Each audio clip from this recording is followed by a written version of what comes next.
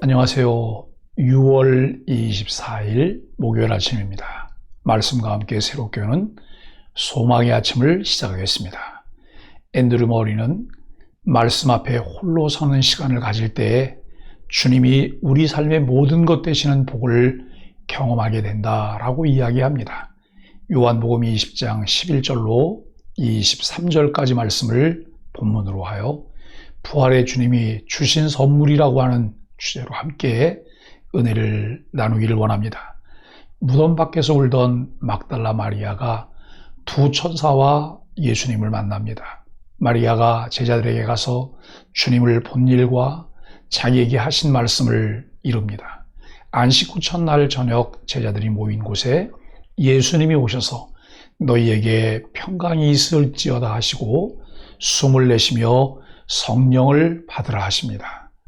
예수님의 부활은 어떤 추론이나 논리의 기결로 믿게 되는 것이 아닙니다. 막달라 마리아와 제자들이 예수님의 부활을 믿고 부활의 증인이 될 수 있었던 것은 부활하신 예수님이 현현하셔서 부활의 몸을 직접 보여주셨기 때문입니다. 오늘 본문은 마리아가 무덤 밖에 서서 울고 있더니라고 말합니다. 요한복음 20장 서두에서 이와 관련된 장면을 읽을 수 있습니다. 안식 후 첫날 일찍이 아직 어두울 때 막달라 마리아가 무덤에 와서 돌을 무덤에서 옮겨진 것을 보고 시몬 베드로와 예수께서 사랑하시던 그 다른 제자에게 달려가서 말하되 사람들이 주님을 무덤에서 가져다가 어디에 두었는지 우리가 알지 못하겠다 하였습니다. 그 사이 두 사도는 무덤에 가서 내부에 있는 세마포를 살펴본 후 집으로 돌아가 구세주의 모친께 그가 죽은 자 가운데서 살아나셨다는 소식을 알렸습니다. 다른 한편 마리아는 이 사실을 모른 채 외롭고 슬픔에 가득 차 무덤으로 돌아왔습니다.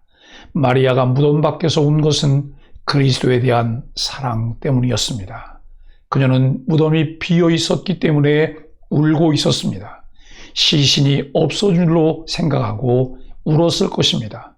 주님의 시체가 그대로 있었다면 주님의 부활의 약속은 실현되지 못했을 것이고 십자가상의 공로도 헛되었을 것입니다. 그렇게 되었더라면 그녀를 비롯한 모든 사람들은 여전히 자기의 죄 가운데 그대로 남아 있었을 것입니다. 마리아의 울음은 주님을 향한 사랑을 나타내 주기도 하지만 다른 한편으로는 그것은 불신앙의 표시이기도 합니다. 혼자 그 시간에 예수님의 무덤을 찾는다는 것은 그가 얼마나 주님을 사랑하고 있는지를 알게 합니다.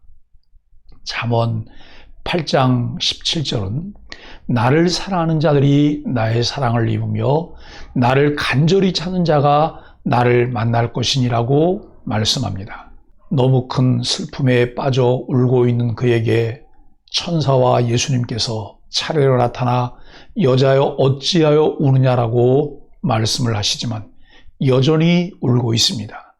마리아가 우는 이유는 한결같았습니다. 사람들이 내 주님을 옮겨다가 어디에 두었는지 내가 알지 못함이니이다 라는 것 때문이었습니다. 그 주님께서 부활하여 옆에 계셨기 때문에 마리아의 눈물은 공연한 것이었습니다. 그것을 알았더라면 울지 않아도 되는데 알지 못했기 때문에 믿지 못했기 때문에 울고 있습니다. 막달라 마리아는 부활하신 예수님을 눈으로 보고도 그분이신 줄 알지 못했습니다.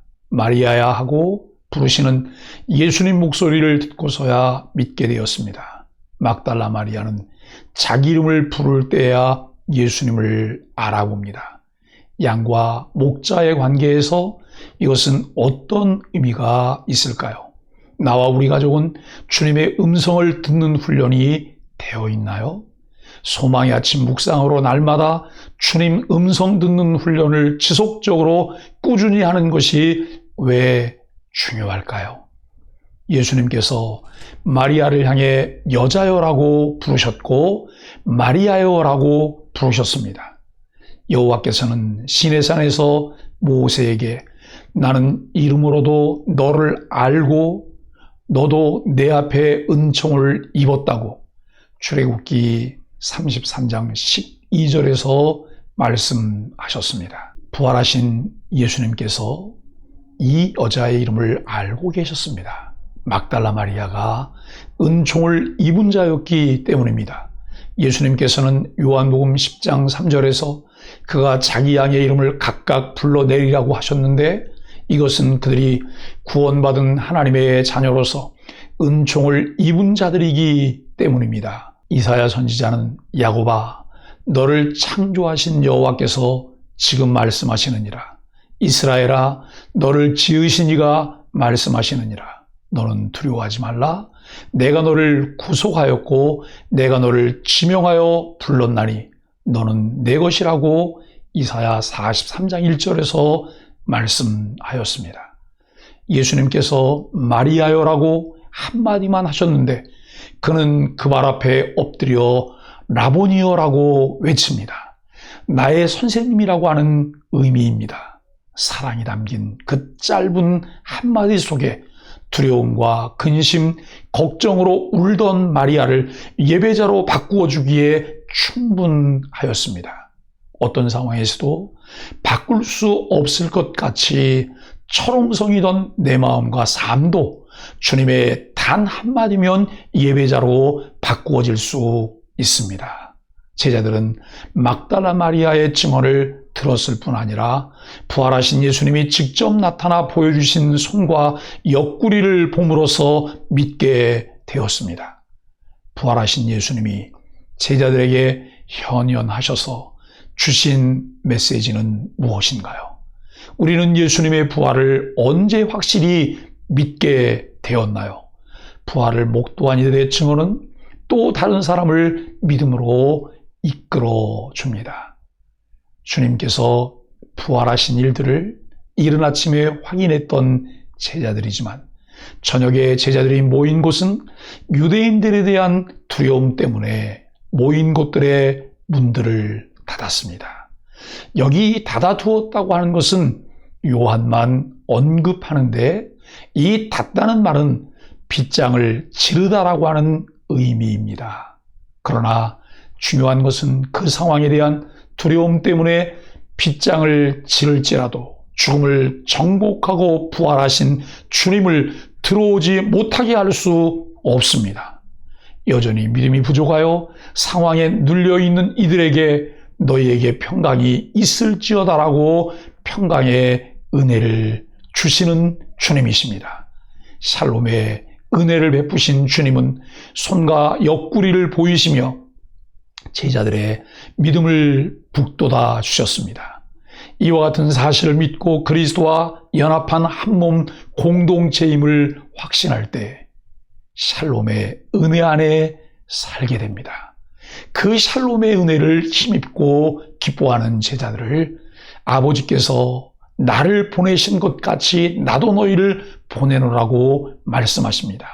내가 그 은혜를 입은 자라면 주님은 내게도 나도 너희를 보낸다고 말씀하십니다. 내 주에 계신 성령님을 통해 이 말씀이 내게 주시는 사명으로의 초대임을 확신하시기 바랍니다. 예수님은 제자들을 부활의 증인으로 파송하십니다. 이를 위해 숨을 내쉬며 성령을 받으라 하십니다. 예수님께서 공생애를 시작하실 때 성령을 한량 없이 부어주셨듯이 제자들을 세상에 파송하시기 전에 성령께서 그들에게 부어진 바 되었습니다. 성령을 받은 제자의 사명은 부활의 주님과 그분 사랑의 메시지를 전하는 것입니다. 예수님이 제자들을 파송한다 하시고 숨을 내쉬며 성령을 받으라라고 하신 것은 어떤 의미가 있을까요? 각자의 삶에서 부활의 주님이 주시는 평강의 은혜와 성령의 능력이 필요한 일은 무엇인지 나누고 함께 기도합시다. 우리를 구원받은 하나님의 백성으로 부르셨습니다.